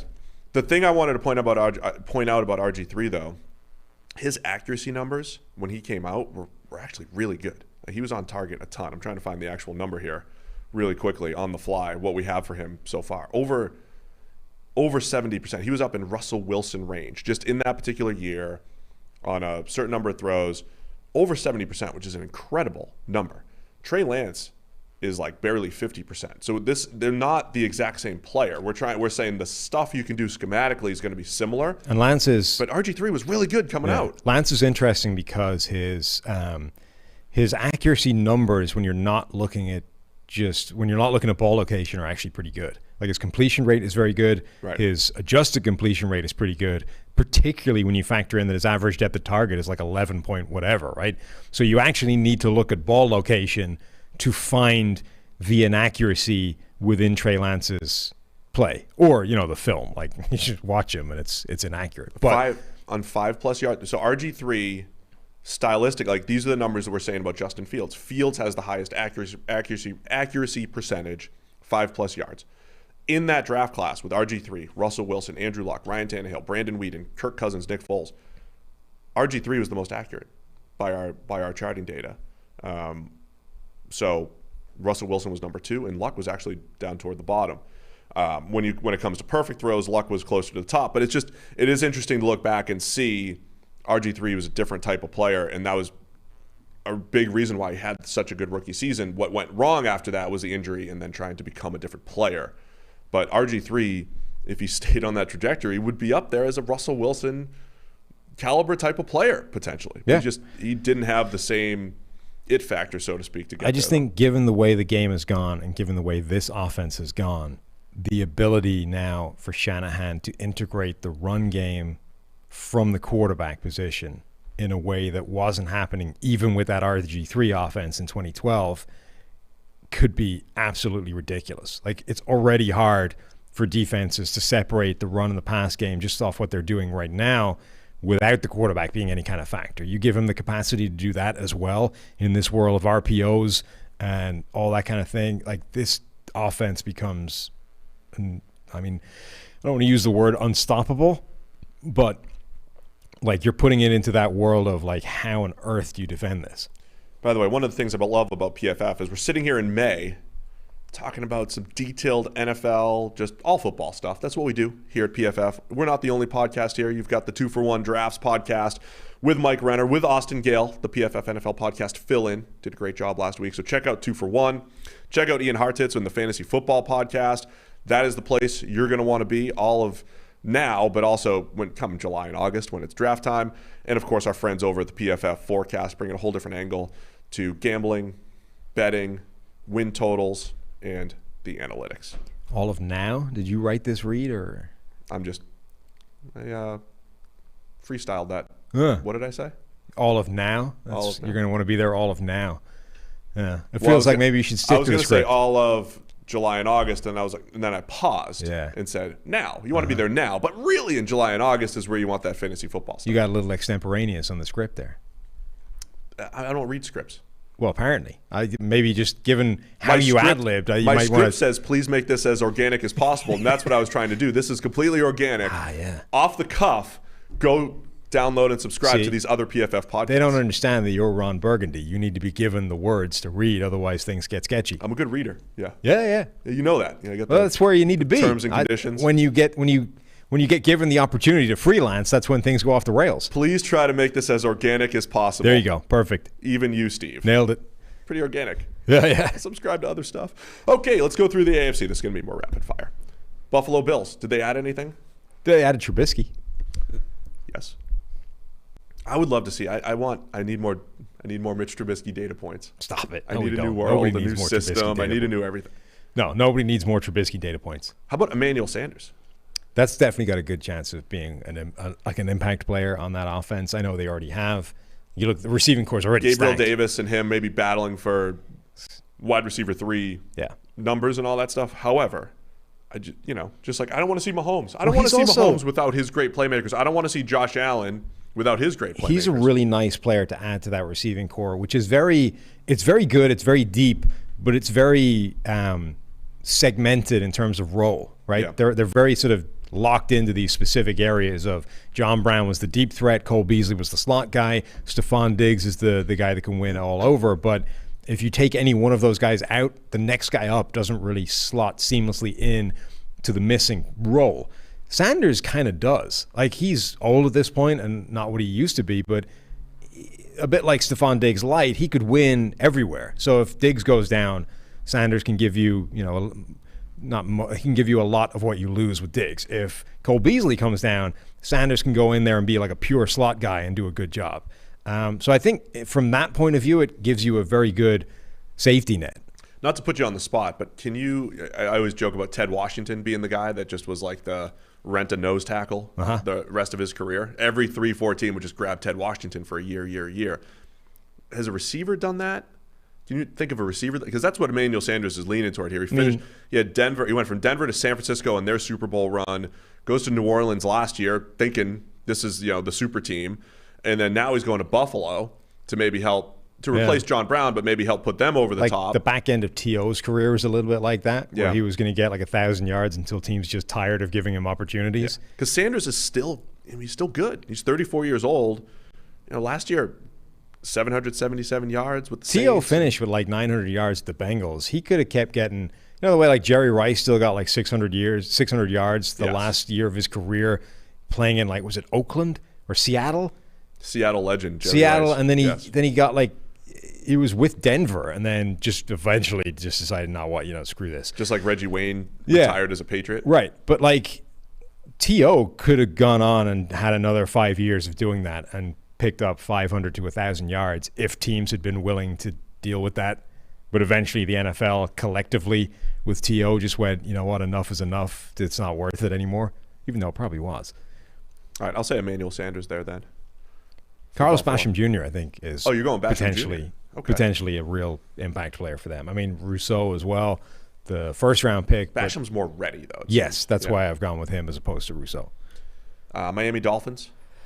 It's the combination, I think, of Will Fuller and Jalen Waddle. That speed element to this offense, the capacity for a receiver to get open as opposed to demand contested targets, which is different to last year, obviously. That's the thing that could potentially help Tua.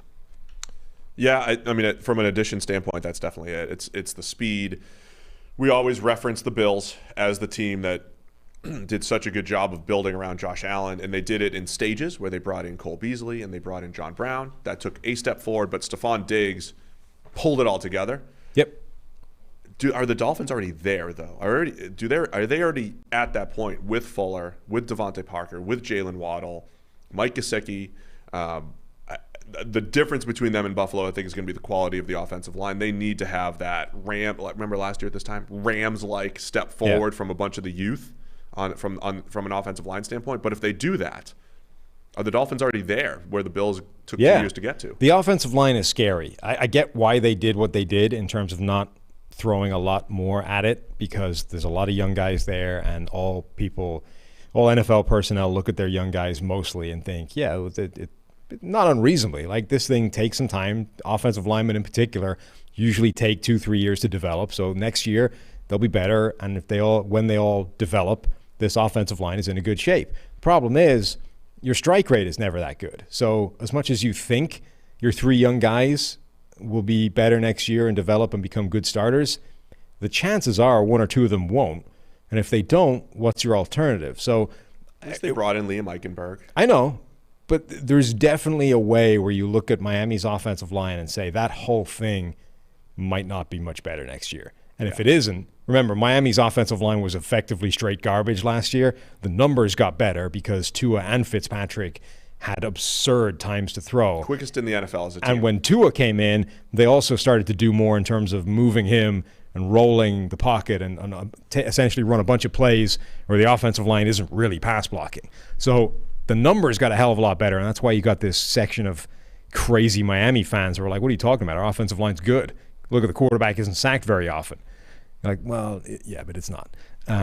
So if the offensive line doesn't get significantly better than it was a year ago, that could be like Carolina, where it undermines the entire thing.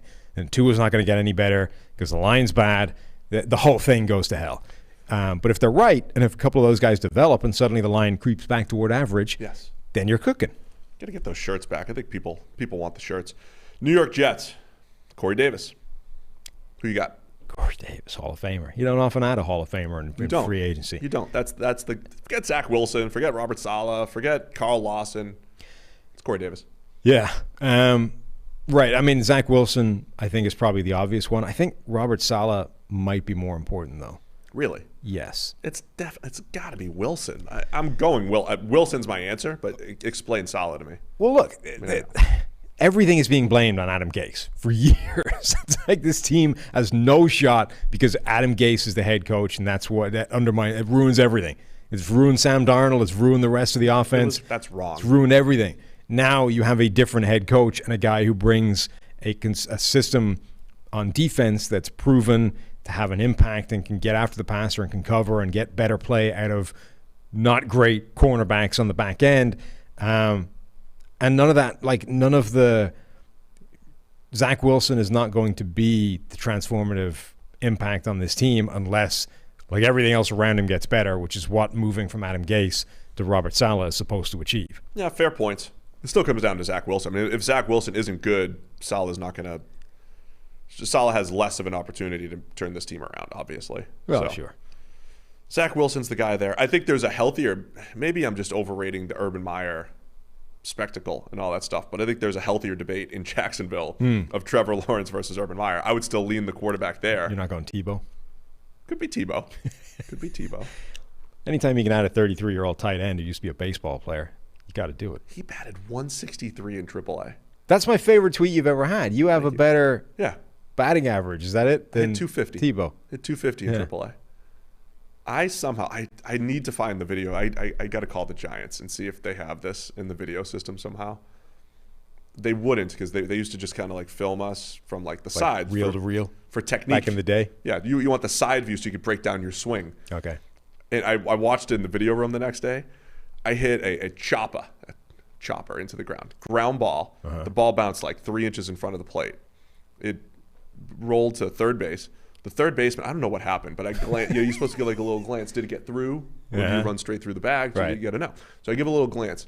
I'm pretty sure I saw him field it and then tumble a couple times. Yeah. So I beat it out. It's an infield single. So a 6'10" listed pitcher with an infield single to third, and I get to first base. And I was like, I haven't run the bases in 8 years since high school. I have not run so I'm taking a lead. I got to take a lead and all this stuff. And I go station to station. So I go to second base on a hit, third base on a hit. And then the next guy comes up who's like 38, by the way. He's our age. He was 38 playing in the minors. A guy named Scott McLean. That's a rough spot to be in. Dude, he had like 300 homers is a lot in your career. He had like 300 minor league homers. God. And some in Japan. The dude was playing for I was almost his 1,000th RBI or something like that of his career, which is another, like, to get that in the minors is just incredible. So he hits this bomb to center, and I tagged up and score. He gets caught, and I scored on a sacrifice fly. Nice. So I scored a run the only time I was on base. Yeah, 250. 250 career hitter. There you go. Struck out pretty much every other time. Maybe you could go to tight end now. So, yeah. I had to get that story in, though. That was a good one. That was fun. Do you know a head coach you could get a tight end tryout? I know a few head coaches. Well, there you go. I know a bunch. Let's get going. Training camp's just around the corner. Well, you got 8 weeks to get yourself into shape. Need a highlight reel. Oh, I don't know if we can get one of those. I got a workout, a highlight reel? sizzle reel type deal. Yeah. My training montage with some Rocky IV music. Well, we've got that dunk video where you didn't get off the ground. All I really need is me torching you deep. Well, that's what I'm saying. Is one play a highlight reel? I'm not sure that's going to get you a tryout. I'm averaging like 50 yards per catch. Yeah, on that one just play. Like I'm hitting 250 in trips. AAA. You get it? Yeah, so it's not Tebow. We'll get to the Jags in a minute, though. Man, this thing's going off the rails. Love the offseason. No offseason here. Patriots. They added 1 million players. Who's most important? They did. They added everything. But ultimately, it's Mac Jones, right? Mac Jones has a chance to put this team back on track after in the post-Tom Brady world. None of the other additions they added does. Post-Cam Newton world. Yeah, well, both.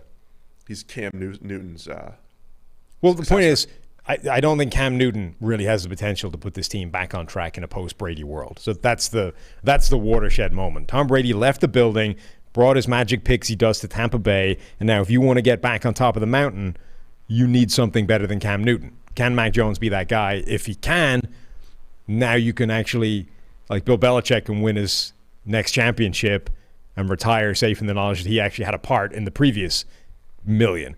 If he doesn't, it's like, oh, well, everything I have I owe to Tom Brady, and I have to slink off into retirement. It's all on Mac Jones. Yeah. Yeah, it's all on Mac. I think Mac Jones is important for another reason, though. It's a little bit about Belichick. It's as much about Josh McDaniels. Josh McDaniels is probably the guy replacing Bill Belichick, and probably within the next couple of years. And if Mac Jones is the guy, he's Josh McDaniels next quarter. He's going to be Josh McDaniels, Tom Brady. So here's the thing, right? Mac Jones effectively holds the power of deciding who was responsible for the Patriots dynasty. That's if you are that is if you are a hot take artist and just ridiculous. That's how it's going to work, though. I know how it's going to work. I'm not saying it's right. I'm saying that is how this is actually going to function. In this world of perception, yes, Mac Jones holds the power in his hands to determine whether Bill Belichick or Tom Brady was actually responsible for all of those championships over the last 20 years. Right now, the needle is skewing towards Brady because he walked out of the building and won another one at the first time of asking. If Belichick can't drag it back towards him, it's going to be Brady. And Mac Jones is the guy that determines that.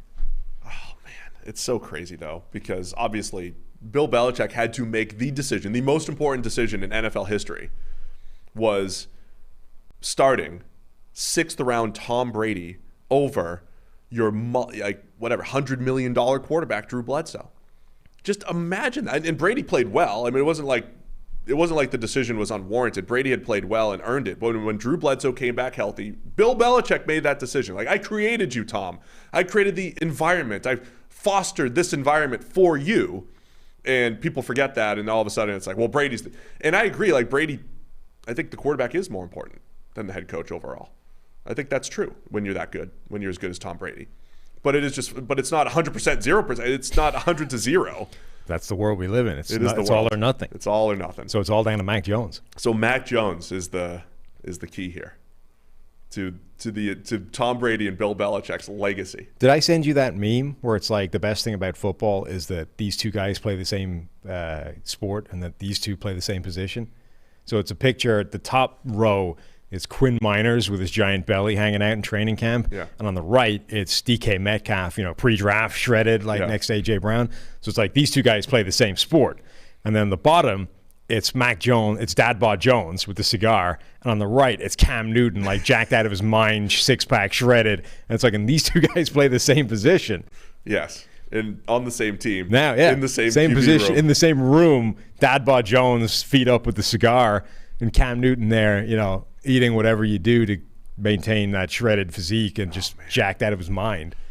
Do you think they're in the room and they're like, all right, here are the plays. Cam, you're going to do it like this. And then Mac, you're going to do it differently because you guys are completely opposite players. I wonder if they're just look at him and go, look, we need to get through these plays. On the other hand, Mac, can you just – the weight room is over there. Could you just get in there for 20 minutes, do some curls, do something? Come on. Has there ever been a QB room with polar opposite players like that since so Patrick Mahomes, Alex Smith are the two that come to mind, right? Yeah. How many QB rooms have been that opposite as far as Mac Jones, the quick decision maker, RG3, Kirk Cousins, not a great arm, doesn't have great physical tools.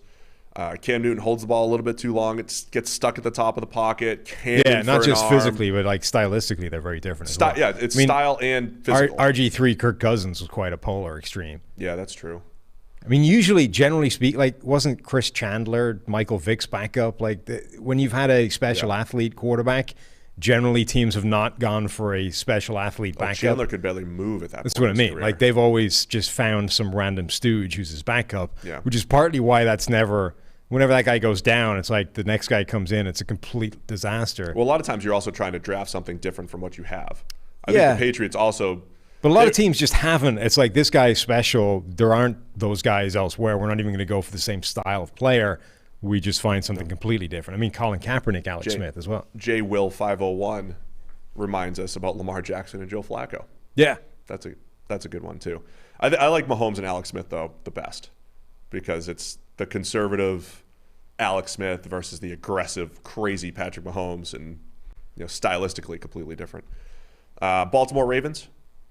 A lot of people are going to go with Rashad Bateman, the guy that answers the number one receiver question. I think honestly, Kevin Zeitler is one of the most underrated and potentially impactful moves. Giants cut that guy loose. God only knows why, because he was still maybe their best offensive lineman, and that line's not good. Money. Coming off, admittedly not a good year for him, goes to Baltimore, which quietly is one of the most offensive line-friendly systems in the NFL, in addition to everything else. Zeitler's going to be a Pro Bowler next year.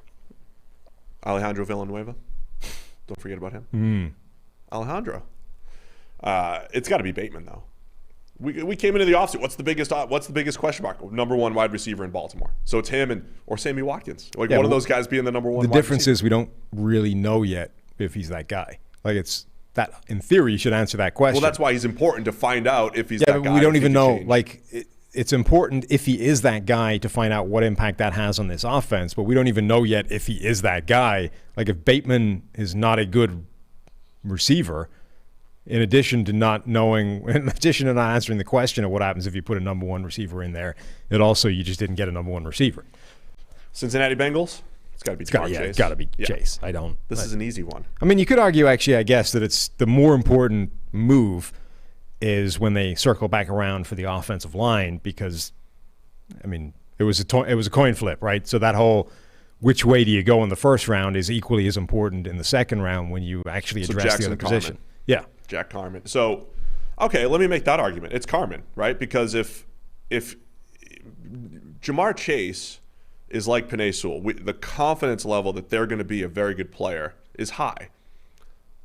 The tricky part was figuring out the turn. So if Carman is a good player, maybe Chase is a more important, more impactful player. However, if Carman's a disaster, Chase's impact is minimized. I mean, look, and Joe Burrow's impact is minimized. I've said all along that decision was a coin flip, which makes the second decision, which guy you get with the second, with the next pick, it's also a coin flip. Riley Reif is up there too, just for the 1 year at least. Yeah. So I think those are the two. How does Chase pan out? How does Jackson Carman pan out? What do those two things look like? Because that was the defining decision this offseason for them. All right, Cleveland Browns. I think you could go in a number of different directions. They're all in the same area, like the secondary additions, the coverage players that they got. But John Johnson III, Greg Newsome, JOK, pick your favorite. Any one of those guys has the potential to be a massive needle mover for the biggest weakness on this team last year. John Johnson is my favorite of that group, so I'll go with him. But what about Jadeveon Clowney? I might go Clowney opposite Myles Garrett, a buy low move for what Clowney's perceived value is, a 1 year deal. But I think he's going to mop up. I think you talk about Zeitler being in a good situation. I think Clowney steps into a good situation where there's other guys that can get pressure. He'll stumble into some. He plays the run pretty well, can rejuvenate his career. And I just want to see him and Myles Garrett on the field at the same time as well. Yeah. But I think Clowney's up there. I think the Browns have made some really good moves. In theory, if you think of if everything pans out to the highest end of potential outcomes, JOK within that defense could be something special. Yeah, I think longer term, it's JOK. Gives you some freaky coverage matchup talent in terms of the slot. Also gives you a player that can actually run with and shadow Lamar Jackson in a way nobody else in that division can. The role that he could carve for himself, if he's as good in the NFL as he was in college, is pretty intriguing. Fred Warner's the guy that we always compare to. He stepped right in as a third-round pick and played over 1,000 snaps. It was okay. He was pretty solid. But Isaiah Simmons took some time. I think the more we get these positionless NFL or college players coming to the NFL, I think we're going to learn more about how to deploy them at the NFL level. And JOK, we'll learn a little bit more there. Pittsburgh Steelers, Najee Harris? No, it's just not.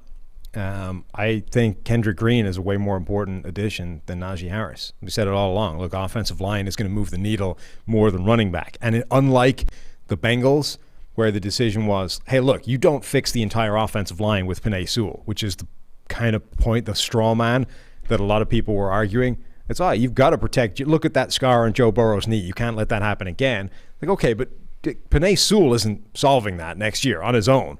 Like, there are at least 4 guys on that offensive line that need to be upgraded upon for you to be confident that Joe Burrow is not going to have a second scar next year.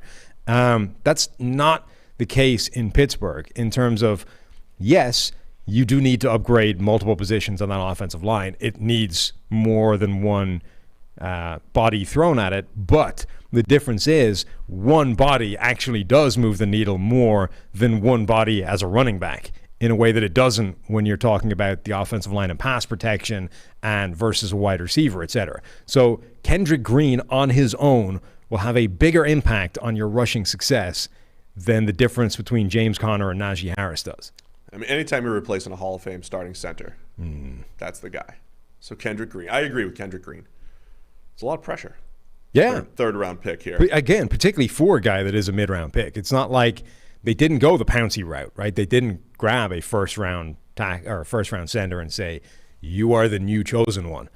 Like, you might be the new chosen one, but you're a third-round pick, so you're not going to have the hype from day one the way Pouncey did. Remember, like, literally day one. The guy hadn't seen the field yet, and Peter King was saying, this is the next great Steeler center. They love this kid. He's going to be phenomenal. And from that day, Marquise Pouncey could do no wrong. The media has power, man. I guess we're a part of that. But there's power in just the narratives that start. But he's not going to get that same boost, presumably. Because, Green won't. Right. So, I mean, the Steelers didn't declare him the next Hall of Famer. And that changes his, like, the Pouncey had no end of, like, money in the bank in terms of, like, he could play pretty badly for a long time, would still be given the benefit of the doubt. Green won't have that. There's also a chance, right? We fully admit that we can't quantify, line adjustments and blah, blah, blah, all that stuff. All the stuff that people claimed that Marquise Pouncey was great at. They also claimed he was great at the actual blocking component, which we are really good at identifying. Also snapping the ball, getting it to the quarterback. He wasn't good at that. But there's a chance that Marquise Pouncey was at this next level from a mental standpoint.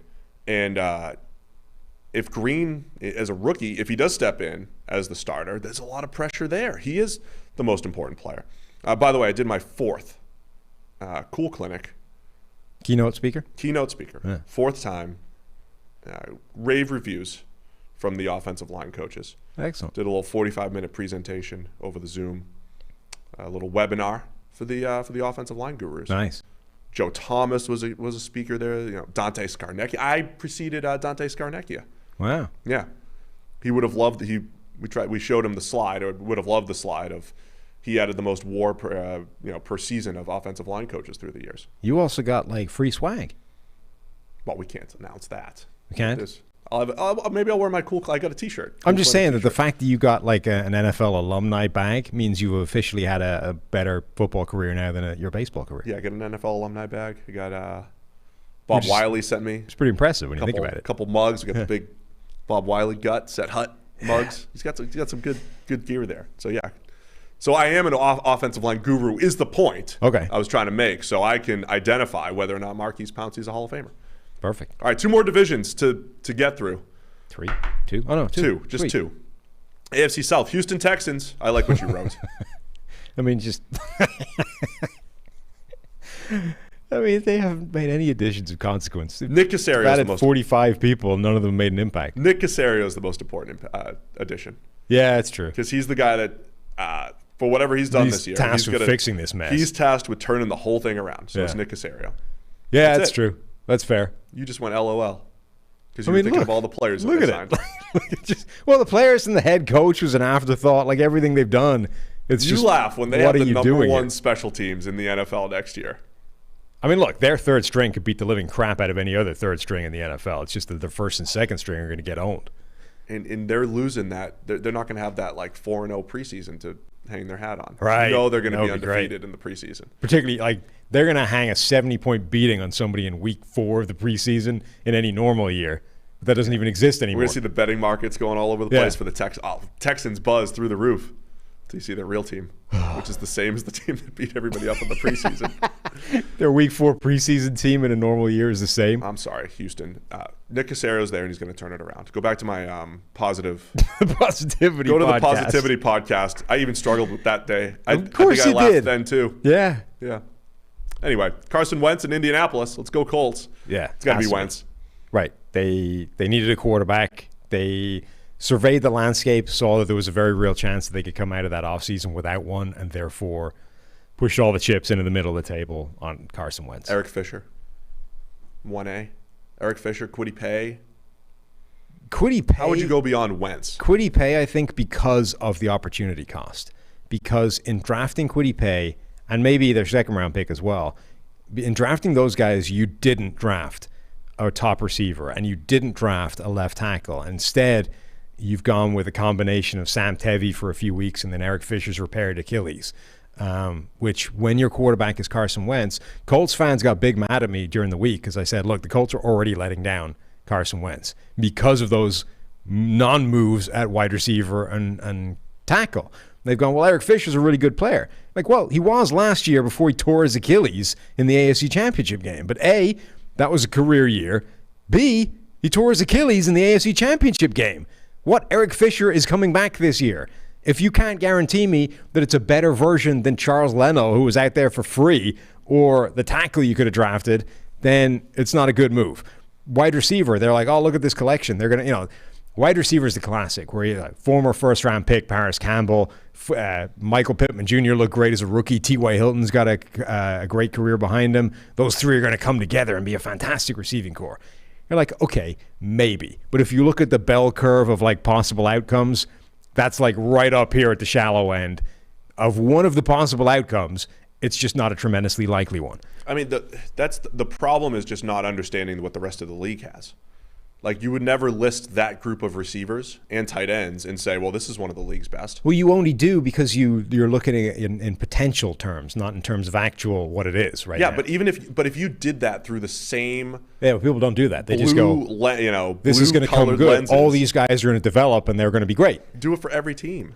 So yeah, the Colts. I wouldn't go and say they let Wentz down. I mean, I like the Fisher move. Well, I did, so it's already been done. I know you did. They're mad at you, but it's fine. Wentz is the most important addition, though. Yeah. Jacksonville Jaguars. Trevor Lawrence or Urban Meyer?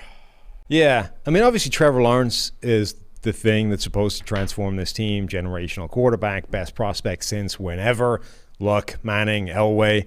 But does Urban Meyer actually control this thing more in terms of he's the dude? He makes all the decisions now. He's the guy signing Tim Tebow. He's the guy deciding whether Travis Etienne can be a Curtis Samuel X-factor hybrid weapon. He's the guy that effectively is going to hand Trevor Lawrence the ability to succeed or fail. Yeah, I mean, it's 1 and 1A. Again, it's just I'm going to say Zach Wilson over Robert Saleh. I mean, it's the same thing as the Brady-Belichick thing, right? I mean, Belichick created the environment, right? And Urban has to do that. He'll create the environment where Lawrence is either going to succeed or fail. However, if Urban only lasts 4 years, Trevor Lawrence is still probably there for year 5. Yeah, right? That's true. So I'll say Trevor Lawrence, and if he's great, Urban's going to look great. The difference will be, does Urban connect the dots to bring it to that championship level rather than just a playoff level if Lawrence is that good? I do really like what Urban is talking about doing schematically, though. The Travis Etienne stuff, whatever, we need to learn that guy's name. His ability to actually potentially be that hybrid player that is more receiver than running back and comes into the backfield and just causes defenses to implode is really exciting. First off, Urban's had that throughout his college career. Bringing it to the NFL, it's still a pioneering concept, even though the guy came up with it 20 years ago. Explain to our listeners what was actually said. And then, because I've stepped away from social media the last week or two, when I glanced at what Urban Meyer said and the responses on my very, we live in, very controlled timeline, echo chamber of a timeline. Our echo chamber was all LOL, stupid Urban, what are you doing, right? So you said ETN is going to practice and just play receiver, right? They've been practicing him so far exclusively at wide receiver. And he's been talking from minute one about dual training him, I think is the term that they've been using. So train him at wide receiver and at running back. And now they're playing him exclusively a wide receiver, and he's saying, look, worst case scenario, we're going to have a running back that's a phenomenal receiver that has incredible receiving talent, and that's useful in and of itself. Best case scenario, you end up with what we're talking about, which is this hybrid weapon that has to, for it to work, for it to function best, has to spend most of his time as a wide receiver, who can then transition into the backfield and cause defenses to just collapse from a personnel matchup standpoint, right? We think the concept of like a hybrid thing has been around for decades, but the NFL has always approached it from running back out. So we start off with a running back, and if we get a guy that can play receiver as well, we motion him out, and that causes us to get matched up with a 275-pound linebacker, and it's happy days, right? But those guys don't exist anymore. Like, nobody is rocking out the Pittsburgh Steelers linebackers from the 90s anymore. They're just not on the field anymore. If they are, they're playing edge rusher or defensive tackle. So you can't manufacture that matchup anymore. And defenses have just gotten way better at combating it. So even a guy like Christian McCaffrey, who I think could legitimately be an NFL slot wide receiver if that's all he did, is not a matchup. He's not the matchup nightmare you think he is if you take him from the backfield and put him in the slot or out wide.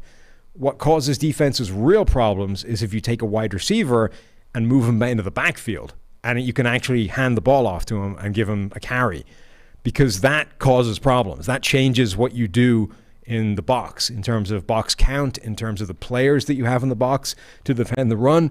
So that is still an area where it can create a major mismatch. So, look, if you're going to draft a running back high, I like this as a strategy. Like, if you're going to make that investment, and he's basically saying the act of taking a handoff and making a cut and picking up yards is the easy thing. He's got that down. So we're going to train him as a receiver. Again, I think the few people I saw respond on my timeline were like, well, you could have just drafted receiver. And it's like, well. Which they were trying to do. Remember, they were interested in Kadarius Toney first. Yes. And then Toney got grabbed by the Giants, and Travis Etienne was like the next option. The other thing about the Christian McCaffrey thing, when McCaffrey had those games in Carolina a couple years ago before he got hurt, they didn't have any other receivers to throw to, so he caught 12 passes, and they didn't do anything. With this receiving core, with Chark, with Marvin Jones, with Laviska Shenault, I like the Etienne hybrid play a little, if you're going to invest in him that high. So I don't think it's that crazy. Tennessee Titans, they lose Corey Davis, they lose their entire secondary. So I think those are the spots that are most important. The three most important moves, I think, Caleb Farley, the first-round pick, Dylan Raduns, the tackle, and Janoris Jenkins, the veteran corner that's going to replace Malcolm Butler and the corners that they dumped, that they released. Farley is the guy who, if his medical checks out, that guy has special cornerback traits. Like dude analysis. People wanted more dude analysis. Caleb Farley has a chance to be the A.J. Brown equivalent on that side. Exactly. He can be your A.J. Brown or Derrick Henry on the defensive side of the ball, which is sooner or later, like, you just can't budget for the physical ability that this guy has. And you might think that you've got him beat as a wide receiver, and he's going to close 4 yards of separation and break the pass up anyway. There aren't many cornerbacks in the NFL that can do that the way that Caleb Farley does. Yeah, I'll pick Farley. Farley, I think, is the most important addition because it's the health thing. It's what he could potentially become. Adding Janoris is, that one might make a bigger impact year one, but Caleb Farley is the home run shot. Yes, I completely agree there. All right, let's run through the AFC West before my bladder explodes. Yes. Denver Broncos. Aaron Rodgers. I think, if Aaron Rodgers ends up in Denver, easily their biggest move. I think it's Kyle Fuller, the one that wasn't in the game plan, the one that just fell into their laps. Suddenly Chicago release him. Oh, hell yeah. We've had this guy before. Yeah. We know what he can do. You sign him for 1 year. Like, Kyle Fuller within this defense, even though you're now absolutely loaded with cornerbacks, has the potential to be the one guy that moves the needle more than anybody else they acquire. And then you draft Patrick Surtain and Darby and Fuller, and you just keep doing that. Keep loading up at 4. I love it. Go Broncos. Nice. Kansas City Chiefs, all their offensive linemen. Who's most important? It's got to be Joe Thuney, right? Like, the one they threw all the money at is probably the biggest needle mover, even though he's a guard. No, it's Orlando Brown because they're going to throw them the same amount of money plus a first-round pick. So it's Orlando Brown. He's the most important one because if he's not good, that's the biggest waste that's the biggest investment from a resource standpoint a year from now. If you're just talking 2021, maybe it's Tooney. It's both combined. It's just the offensive line as a whole. But I think it's Orlando Brown, most important player. Okay. Plus, you have the transition from the different scheme and the whole thing. Thanks for going quickly. Los Angeles Chargers. I'm hurting over here. It's the offensive line. We're again. live. It's like, which offensive line do you pick? Corey Linsley, Matt Filer, Rashawn Slater. But much like the biggest loss or one of the biggest changes for the Los Angeles Rams was Brandon Staley, I think Staley could be the biggest difference here. If he can create a Los Angeles Rams defense for the talent that the Chargers have in their group, like the Chargers defense has been letting us down for a couple of years now in terms of not realizing the potential that they have. If Staley can achieve that, the Chargers defense could be like the Rams this year. I love it. In the division with Patrick Mahomes, you have Vic Fangio. You have Fangio disciple Brandon Staley with this new scheme. I did see the email or tweet that somebody tweeted at us about, like, is this going to be the next Seattle cover 3? And I think we could have another show, answer that more, a little bit more on another show. But I love that. I mean, like, you have to combat Patrick Mahomes. So if Staley can do that, that also is quietly like makes Patrick Mahomes' life a lot more difficult. Like, if you have like one division right now is cornering the market on what is currently the most cutting edge defensive scheme in the NFL, and that's the one you're playing in. So the Chiefs have the perennial advantage of having Patrick Mahomes in that division at all times, but everybody else is assembling the defense that is the best version of what's happening in the NFL right now. So it's Staley and all the offensive linemen with the Chargers, and then wrapping it up with the Las Vegas Raiders, the most important offseason addition. I honestly don't know. Like, Javon Merrick at safety, I think, could be an impact player for them. Sneakily, though, like, John Brown could be a real impact player for them. If Henry Ruggs doesn't jump into the role that Nelson Aguilar left when he departed. Like, Nelson Aguilar had more deep touchdowns than anybody outside of Tyreek Hill last year. Maybe Nelson Aguilar is the best deep threat in the NFL history. There you go. So if he departs and Henry Ruggs can't be that guy, John Brown can. And I think they need that element in the offense. Like last year we were talking that Derek Carr needs to be a more aggressive player. He needs to find those deep passes because that it's a different Raiders offense and a different Derek Carr to defend when that is there versus when it isn't. If Ruggs can't be the guy, and obviously he was drafted to be that guy, so there's a chance he steps in year 2 and does it, but if he can't, like, John Brown is the fallback. Like, he's the guy that prevents that disappearing from the offense. I mean, Aguilar, one of the most valuable players on their offense, sneakily last year, like you said. So replacing that with John Brown, absolutely huge. I mean, I do think it's Alex Leatherwood, really, because I think if you look at the Mayock drafts and just these recent drafts, yes, Colton Miller finally, that wasn't a Mayock guy, but Colton Miller finally came the good. year before, right? But Leatherwood is like, all right, you got to hit on one of these guys and really hit on him. Not like Cleveland Farrell became solid. So I think it's Alex Leatherwood, most important player for the Las Vegas Raiders. Okay. Yeah, I mean, any of their first-round picks, they're massive reaches, or are perpetually the most important player. Huge year. Particularly for Mayock. I mean, that dude's got to be on the hot seat at some point, right? There's a lot of first-round picks that haven't come good yet. All right, man. Good show. It's good to be back. Thanks for having me. Yeah, it's all right. I'll think about making it permanent. I don't know. There's a few other candidates. I have to get back. We'll be in touch. I'm the host of this show. I'll be in touch. Thanks to everybody for tuning in. Thanks for having me back with my real hair. As always, email us NFLpodcast at pff.com. More ideas, and still send some more screenshots. I'm going to keep sending out at some point. We'll send out some free subscriptions. More screenshots that you're subscribing to the PFF NFL podcast and the PFF NFL Daily, even though the Daily is on sabbatical until football comes back. Sound good? Yep. All right. Thanks to everybody for tuning in. See you guys Thursday.